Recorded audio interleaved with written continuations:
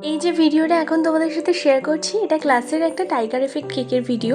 মানে ক্লাসের সময় টাইগার এফেক্ট কেকটা করার সময় আমার একটা স্টুডেন্ট এই ভিডিওটা আমাকে করে দিয়েছিল।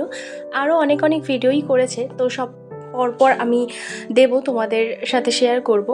তো টাইগার এফেক্ট কেক কী করে করতে হয় তার জন্য আগে প্যালেটটা সবসময় রেডি করে নিতে হয়, সেটাই ওদেরকে আমি বলছিলাম।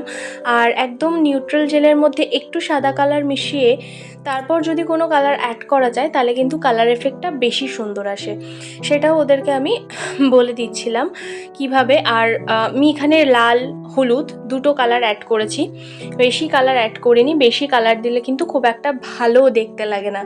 তো যাই হোক, লাস্টে আমি এভাবে প্যালেটটা আগে রেডি করে নিয়েছি। তোমরাও যখন কাজ করবে এভাবে আগে একটা প্যালেট রেডি করে নেবে। এরপর আসবে চকলেট গানাশ। চকলেট গানাশটা কিন্তু একদম গরম গরম আমি কেকের ওপর দিচ্ছি।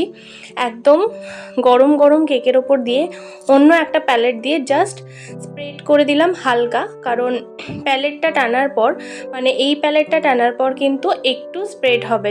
দেখো, এবার এই যে এফেক্টটা তৈরি হয়েছে এটাই কিন্তু টাইগার এফেক্ট কেক। কেমন লাগলো অবশ্যই তোমরা কিন্তু আমাকে কমেন্টে জানিও। আমার স্টুডেন্টরা তো খুব খুশি এরকম নতুন নতুন কাজ শিখতে পেরে।